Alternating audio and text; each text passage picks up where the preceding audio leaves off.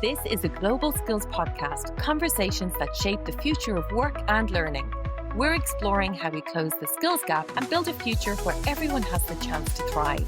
From education to business, connecting people, ideas, and opportunities that drive change. It's about collaboration, curiosity, and creating real impact today. Because every skill learned brings us one step closer to a more inclusive world. The Global Skills Podcast, where learning and opportunity come together. Welcome to the Global Skills Podcast. Introducing today Joe Morrison as our guest, who helps businesses create a happier, more engaged teams and departments through a clear and compelling employee value proposition. As founder of Cheer at Work, he partners with small and scaling companies to improve talent attraction, boost retention, and build first cultures that are around people that really drive real performance and long-term results. It's great to have you on the show, Joe. Lovely to have you. Great to be here, Vanessa. Thanks for having me on. Well, I don't see anyone that really talks about cheer or happiness in today's world. There seems to be a lot of stress, worry, and why did you set up the business that you have? And really, what are you seeing in terms of the changing market landscape in the last year or so?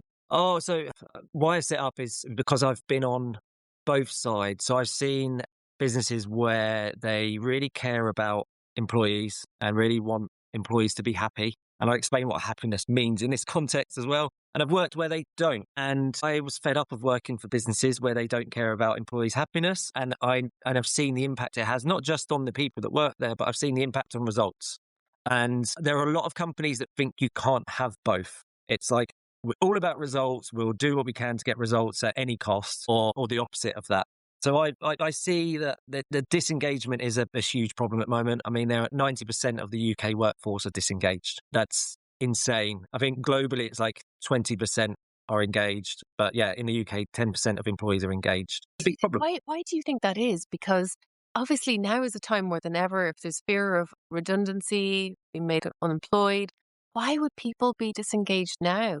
All of the above. Now, the number's always been quite high in terms of disengaged, and it can be a mixture of things. So it's not always that people have down tools and they've given up and they don't care anymore.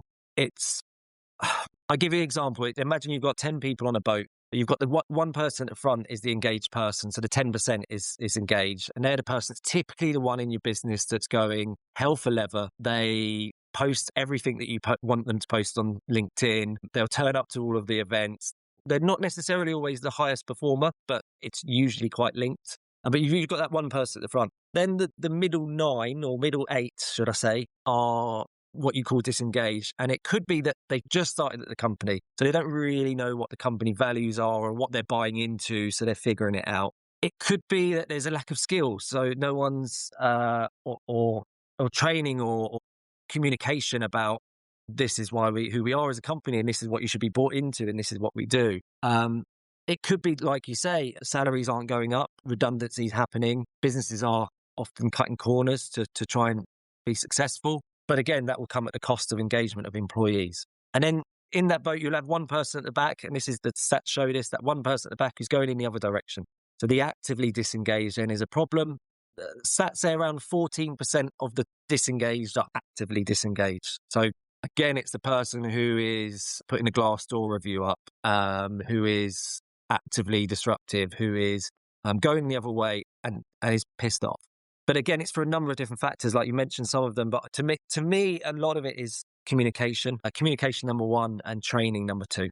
So obviously, being the Global Skills Podcast, there's a huge emphasis around skills and upskilling and reskilling. And I was really surprised to discover the learning completion rates are so low, below 10%.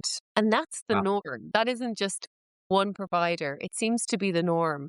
So what do you think is happening in companies where they do have these huge learning licenses? They're making learning available to their staff, like thousands of courses. Why aren't they taking it up and completing and upskilling themselves?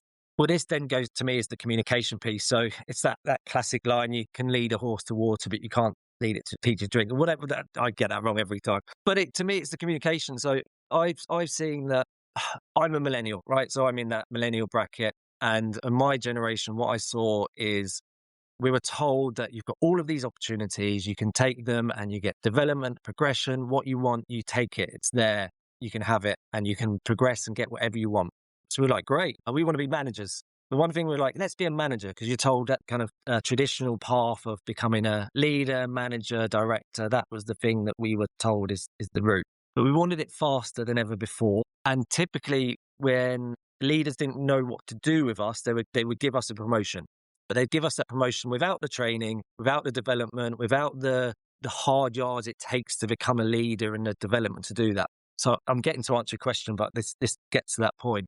What would happen is we'd have a whole load of managers. So we have this you have a traditional triangle where people, early years to leadership, that way, it was a triangle. It almost become like a diamond shape. And we had this kind of backlog, if you like, or this loads of millennial managers, not always millennials, but loads of managers here who are then going, well, I'm not progressing anymore. So they're becoming disengaged because they're going, well, I thought I was going to be a director or CEO. That's the promised land. That's what we're expecting. But also they don't know how to then train the next generation of people or how to succession plan so they could do that because they weren't given the skills. Then they think, well, we were told this and we didn't get it. So why should we pass that on to the next generation coming through?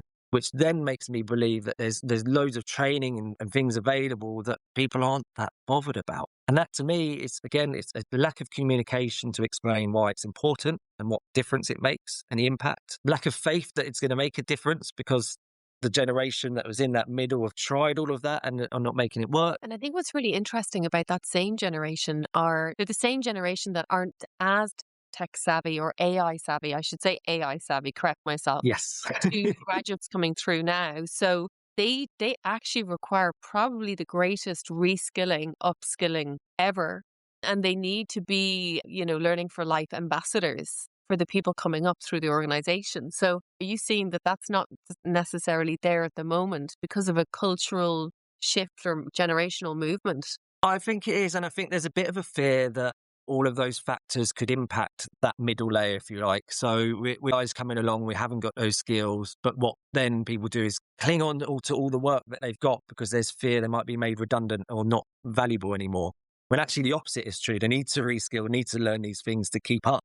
Or the next generation are trying to take my job and I can't progress, so therefore they can't progress. When it's like, actually, well, you should hire better than you, because if you hire better than you, then it increases your chances of moving up that ladder. So to me, I think it's a bit of fear. You know what I would like to say, because I love the fact that you're saying we started off with the triangle where the base, the early talent, very broad, and we're all heading towards sort of a narrow position. And now in the last, say, decade or two, it's been more of a diamond shape. Actually, if you really think about the impact of AI now, and what I'm hearing in a lot of these interviews is that entry level point is really going to be eliminated. So the triangle's upside down. You only need skilled individuals. It doesn't matter necessarily their experience level. I think experience does play a role currently as the algorithms are trying to get more advanced. So organizations are going to become very flat, needing a lot less people. What are your thoughts around apprenticeships? The fact that there's so many industries that have talent shortages right now, and for people transferring their skills, what role do you think organizations can play in that part? To me, companies should be taking on more apprenticeships, young employees, and embracing the change and embracing the fact that things are different. Like it's happened. It happened 20 years ago when everything went digital. Yeah, everyone became a digital executive rather than executive. It's already happened with AI. It's like it's not going away. The changes have happened. The landscape has changed already. But equally, if businesses don't have these skills within the organization, they need to move and find them. And actually, the more straightforward way is to teach those skills and to mold people and to help them do those in line with the way the company's going. Because then that brings the engagement piece as well, and they're bought in. But again, I think the challenge is that there are not enough organizations that are thinking about what people want. So thinking about what Gen Z want or the next generation come through actually want from work. There's still a lot of assumptions based on what was there before. But again, if that changed, you've got, again, taking on apprentices who are keen to learn, who are passionate about this, will want to do the things that the business doesn't have. There's so many opportunities to fill the skills gaps that are there.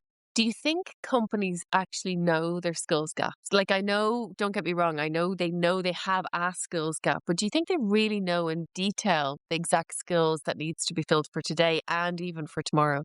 I'll speak more on engagement and the answer to this because it's more of what I understand from the market and who I speak to. But no is the short answer, because I look at 90% disengaged and you go, well, think of the skills that are involved with engagement. So there's communication, active listening, there's relationship building, teamwork, there's empowerment. Call that a skill. You can call it a skill. These are all like more leadership traits, but they're all things that are missing because there's 90% of the workforce are disengaged. So no, I don't think businesses are, and that's not all. Again, I'm generalizing, but 90% suggests that there's a lot that don't. Or don't understand that they are skills and it's not just a fluffy, nice to have engagement and happiness at work. Because again, I can talk about that. But what I think is missing is not trying to make people happy. You can't do that. You can't control people's happiness. But businesses aren't creating those spikes where people might be happy. Explain that to me. What do you mean by that? So I don't think you can create happiness. Like you can't control people's happiness. And I don't expect anyone to think, how can I control people's happiness? Can't do it. But what businesses should be doing is creating environments where people have the opportunity to be happy. And that's where these happiness spikes live. So a happiness spike could be the social on a Thursday night, the more obvious one. It could be your perks. And that's why I get annoyed when people have a go at perks and those kind of rewards, because a ping pong table in a sales floor on a Friday afternoon is a happiness spike opportunity. Or it's a water cooler moment, it's somewhere people speak. It could be training. It could be a 4-day week. It could be bringing your pet to the office. It's all the reasons why someone would come to work. But understanding what motivates different people and where they would like or where those spikes would work for those people. That's the bit where I say there's not enough of them in work at the moment. And that's why that mood then really drops. And that's why happiness isn't there as much. That's why people aren't engaged. They might not do their training and results will suffer. Quick question. Do you actually know what skills exist across your organizations today? Or are decisions still being made on job titles, CVs, and assumptions around who can be reskilled and upskilled? You see, as AI reshapes work and organizations really face that pressure to cut costs, the real challenge isn't just skills gaps. It's understanding which skills are transferable and which can be redeployed into the future with a bit of upskilling. So for the listeners of Global Skills Podcast, Abodu, our sponsor, has created this free Skills AI readiness assessment. It gives leaders clarity in just 3 minutes. It shows skills gaps, automation exposure, and where future-ready capabilities already exist within your business. No data upload, no preparation, just clarity for the future of your organization. Visit abodu.com/global skills podcast. Now, back to the episode. So if I'm leading a company right now and I'm hearing this and going, actually, if I really think about it, we don't have happy spikes. How many happy spikes should each person experience on a weekly basis? Well, this is where the challenge comes in with like the measurement of what you're measuring and how you're tracking if you are performing and doing well or not. Because there's not really an exact answer for that, and there's no science to it. You do start to see it you can measure it by performance, you can measure it by engagement surveys, which I'm not a big fan of, but you can do it in those kind of ways. But for me, it's just about making sure that they are happening, and they're happening at all if they're not happening, and seeing, is this making a difference to your retention? Is it making a difference to training completion, as the example we used earlier? Is it making a difference to KPIs and performance? There are enough studies, enough examples that show that they do. The problem I have with then tracking happiness spikes as an example, or engagement scores, is that it can be gamified. So people will say, well, if you get a bonus if engagement scores are 90% or EMPS is above 80. Well, then people just score that highly because there's a reward attached to it, and you won't really get an understanding of what difference it's making. So to me, the best measurement is it's less measuring the volume of it. It's just making sure it's being done and then seeing the impact that it has on people. I guess it's very similar to when we all started remote working, and we really went from probably a micromanaged environment to, well, let's measure on outputs. And it's funny, you bring up the engagement survey there, and we haven't covered this. I often correlate it to the likes of, the training survey. You complete it when you're finished, you're on a high. But actually, did you really acquire skills? And more importantly, are you applying those skills? And do you remember them in 3 or 6 months' time? Or are they gone? So what do you think companies can do? So we've got leaders listening right now, and they're going, okay, I can definitely relate that we're probably in the bucket of 9 out of 10. Maybe we've disengaged workers. We are buying all the L&D, but the completion rates are pretty low. We have some perks, but not many. And maybe we're facing attrition or we're doing redundancies right now. Like we know we have to cut costs. What advice would you give them in this current climate as to, because you don't want to lose your best people and you don't want to be wasting money on L&D that's not being utilised. So what would be your sort of top 3 or 4 tips for leaders? Number one, communicate. Like the amount, I was always surprised about the amount of leaders who wouldn't actually speak to their employees and understand what's important to them. It sounds so obvious and you think everyone's doing it, but they're not. Why not? What, just on that point, sorry to break your... Yeah, so I don't know if it's because of a lack of the communication skill or being able to have empathy or active listening. It could be the skill itself of being able to understand that's a manager's skill that you should have, to be able to communicate with your employees. But that's, to me, it's number one. I mean, a small plug here, but the work I do is to improve that. So really what I do is start with employee value proposition, but that's going, well, what's important to your employees and how well do you deliver what's important? But it's opening that dialogue and making sure those conversations are happening. So tip number one is start by talking to employees, asking these questions. Like we had 10% of our employees have completed the training course. Why? Or actually even strip that back to, okay, well, why are we doing this training course in the first place? Do people understand that? Have we communicated that? And I don't mean just put it up on a Slack channel or hope people do it. It's, have you taken the time to explain the benefit of this training course? And if you don't know the answer, you shouldn't be doing it at all. If you don't know why, then and you can't communicate why with your employees, it shouldn't be there. That's where the money's wasted. Same with benefits, same with engagement surveys, same with all of the above. But also, you don't have to do the big grand gestures and big overhauls and change. You can start small with opportunities to engage or to create happipiness spikes. There's 2 great books that have pretty much the same title. One's the Happiness Index and one's the Happy Index. But there's a guy, James Timpson, Timpsons, the shoe cobblers and key cutters. Timpsons have a way of measuring performance that they start with the question, how happy are you with your manager? And everyone in every branch has an opportunity to answer that question every day and score it out of 10. Of course, nobody does it every day. But what they found from doing that for the number of years they've done it is the highest performing branches are the ones that score that metric the highest. So it's the first thing they go to. It's the first thing they check. And Timpsons do some really great things to engage with employees. But it's just a simple thing to do. It's asking the question, how happy are you out of 10, really? I've done it with my teams. Anyone who's I've managed before will know that I ask that question once a week, every week. Now, it takes 20 seconds, maybe a minute to get through. First few times you'll ask it, you don't get honest answers. You get whatever they think that you want to hear. So people will say 10. But then after doing that for some time, you'll get an answer that's different. So someone says 10 every week and all of a sudden they say 8. You're like, okay, well, there's something here that's changed. What has changed? What has made it an 8 this week? What can we do differently? Or if someone's scoring 4 every week and they get a 10 one week, it's like, great. How can we do more of this for you? And how do you ask them that? So say, for example, there could be many organizations listening in today that are remote, and a lot of us do work remotely. So is it via voice note, calling the person up, via Slack message?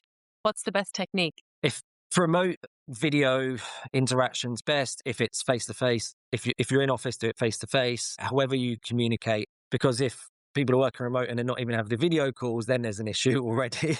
But bring it into a one-to-one or even a team meeting. You can go around the table. Might not do that straight away. You might want to build some trust first. But it can be that simple. Build it into what you're already doing and make it be that obvious to say, look, I want to know how happy you are out of 10 with work.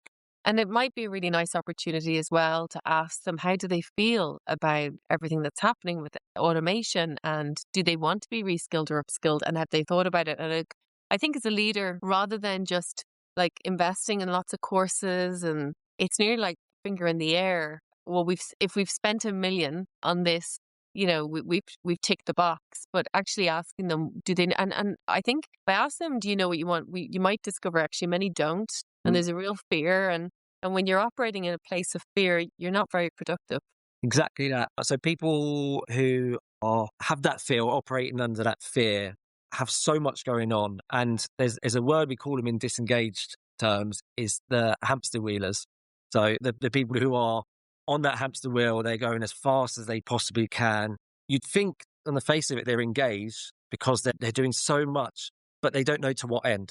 They don't know if they're doing it for a promotion. They're doing it to just keep their job. They're doing it to be better people. They're just doing it because that's what they see. And they think if they stop doing it, the wheels will all fall off, everything will crash down around them. And that's where burnout will happen. But again, things get left behind because nobody sat down and gone, well, this is what will make a difference. This is why you're doing it. Or have you considered this is the impact it will have on your career or whatever it might be? I think that's a really good point, because like if you have that just little bit investment in each of your people, and look, the work that we do with businesses is around the skills passport. So we want to equip them with, don't worry, this is your skills gap. This is where you're going. These are the courses you can take that are going to be relevant to you. It's just equipping them with the knowledge on their own personalized journey, because I think gone are the days where, you've 1,000 people and they all have to just operate like robots. I mean, we're going to have the robots to do that. Now it's all about the human skills and the human connection and understanding what drives each person if we value them. And I think the organizations that will win will really value their people and upskill and reskill their best people. And by the way, there's a generation coming through who won't sit it out for 5 years and see if things will change in an organization. They can see through someone who's just put their values on a website just because, or they say, we do everything for employees. Like, people are smart and can see through that now and won't put up with it. And again, if there's a whole load of training, but there's no understanding of why you're doing it or to what end that will be, of course, they're not going to be engaged with that, and they're not going to feel like they need to do that. We're coming from a recruitment background, so this is a little bit transition. You're now used to bring in the talent, but you did really well in talent acquisition when I was looking up your stats and so on. And now obviously you're looking internally once they're hired. But if I may just look at the talent acquisition piece, because I'm sure you're still very much in touch with that. What are you seeing are the changes in the last year or two in terms of like talent acquisition? And there's talk of this, we need to move to more of a skills first strategy or analyze people beyond the job title. What are you seeing on the ground? It's a funny market in terms of talent acquisition in general. So we're talking about talent as a market in itself. Recruitment jobs are disappearing. There's this worry again that it's AI that's coming and taking the jobs, but actually businesses are being more lean and there are cutting corners with how it's being done. There's anxiety, I think, in a large matrix organization where you've got huge recruitment teams. The biggest challenge for recruiters is the volume of applications coming through. So what I mean by that is it's easy now for candidates to apply to jobs. You can apply to 100 jobs a day, very easy. There's easy apply. The application process to me is become too easy.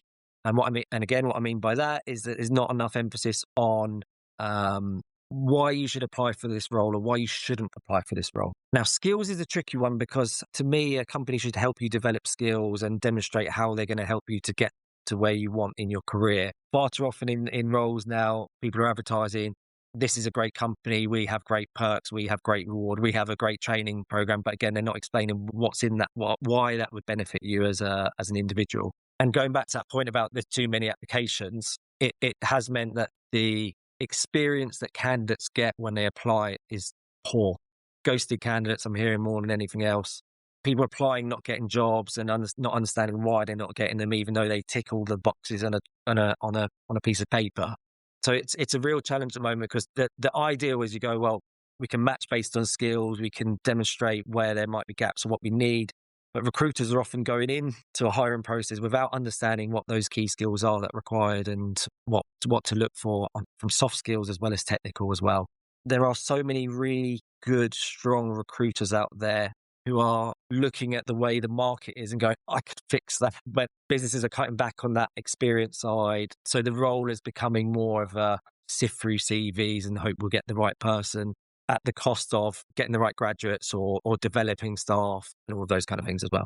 You've hit the nail on the head about TA. I predicted about a year or two ago in one of the Global Skills News articles that the role of Global Skills Officer would evolve, because when you think about talent acquisition, talent management, and learning development, they're all siloed, but they should actually all be connected on one skills language or competency language. And I'm starting to see those jobs pop up now. And what a perfect pipeline or pool of talent the in-house recruiters or agency recruiters to hire from to help with all of that skills for strategy, implementation, connecting the dots in the business. But no one is talking about that. They're just letting recruiters go. Yeah, it's. I wish I had the solution for that. I wish we could figure it out how we can change that. To me, it's underinvestment, and it's an underinvestment in people. It sounds really negative and dour. I think things will change. I think the landscape, there's so many socioeconomic factors that are causing all of this. I mean, what's happening in America, what's happening with wars in the world, and AI as well. You have to still consider that. I think there'll be a shift where people will go, well, hang on, we're missing this human connection piece. We're missing this. We're not thinking about people enough and what impact we're having here. And I think it will shift and change and go back in a good way. Because again, the candidate experience, like the engagement stat that we've used right at the top of this being 90%, that's not sustainable. It's just not. And the burnout, the overworked employees, it's not sustainable. Businesses will suffer. And then I think it will take that. I think, unfortunately, it will take the point where businesses actually start to suffer and it has an impact on bottom line for anything to happen. But I think it will happen, and therefore it will change. Joe, I have a closing tradition from the podcast where I ask 2 questions, but you only have to answer one of them. Question number 1 is, have you a skill from when you were younger that you no longer use that you would love to be using again? And if so, why? Or 2, for anyone listening today that is maybe early talent, unemployed, or mid-career, fearing redundancy, what skills do you feel 1 or 2 that are worth going and acquiring to just optimize your chances of employability? I'm going to go with the second one. I'll go with the what advice we give to people. And this focus more with people who are typically more entry-level graduates, early stage, early careers. Or even, I think a lot of people are mid-career. And let's face it, I think some of that despondency in terms of, engagement in the role is down to the fact that when we choose our career paths, we're children. And so something like 70-something% of us are not happy with the choices that we made. So a lot of people are now thinking, well, if AI is taken over that skill, where can I transfer them to? So it's really to both, like, what are the skills or maybe the advice that you give them to really evaluate around your skills gap and optimizing your chances of success? One skill in particular, I think I don't see enough, and I don't blame individuals for not having this skill, but it's presentation skills. And I mean that with, I know it's a proper skill to have, but how you present yourself on a CV, how you present yourself at interview, how you present yourself on social media, online, or present yourself to the world. Why I say it's not the fault of people for not having that skill is there's a lot of people being told how they should present themselves or misguided information on that. So yeah, one of the skills I'd say that people should work on, I think, is presentation skills. And I don't mean that people are scruffy all of a sudden and they don't know how to speak. What I mean is their chances of being seen in a recruitment process are small. There are algorithms, there are recruiters going through thousands of CVs. How you present yourself on your CV, how you demonstrate your value on a CV is really important. To me, any graduate, I'd always say you are valuable. The challenge is you're not demonstrating that value. You're not showing the impact that you have. So people would list a load of job description traits on their CV. Like you're not writing a job description, you're writing a CV. This is promoting who you are, why you're valuable. So why you're the best person at this, or what you're doing to learn about this particular skill, what value you would bring to an organization. I don't think people are taught that. It's a real skill to understand that and how you present and how you demonstrate value. It's important now more than ever that people have that ability to do that. And there's so much information readily available to be able to prepare for interviews and research on the spot. And great. Well, listen, thank you so much, Joe. This has been a really great interview. And I think for me, it's shed a light for leaders on if they just take that little bit of time to connect in with their workforce now. And even down to future-proofing the business, it would pay dividends. And then the same on talent acquisition. Before letting go of recruiters and thinking, well, we'll just automate all of that.